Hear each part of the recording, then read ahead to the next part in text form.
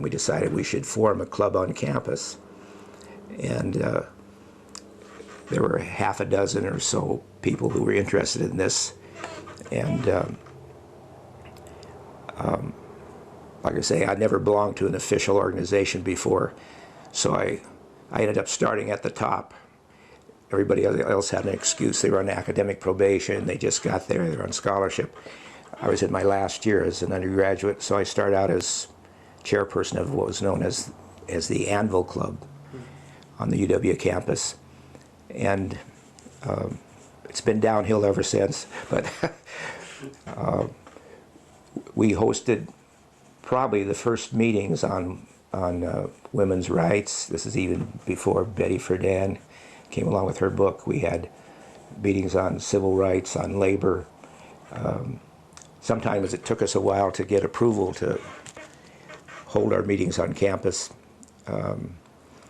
For example, we wanted to sponsor a thing on blacks in politics.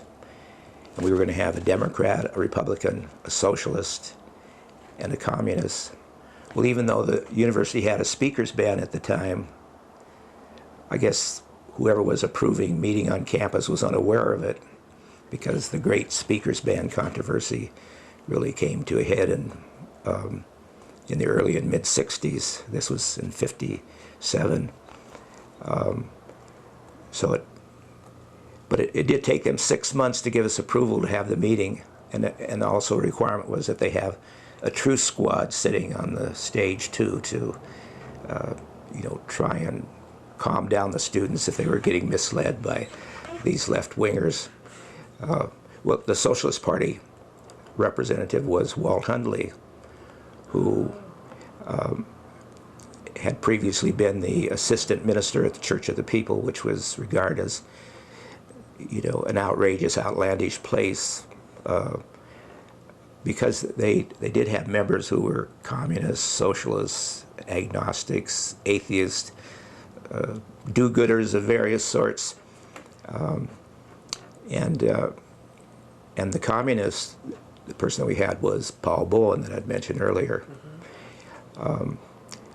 So that was quite a shake-up event on campus, in the sense that we'd been able to have a prominent socialist and a prominent communist at the time give their analysis and expectations and so forth of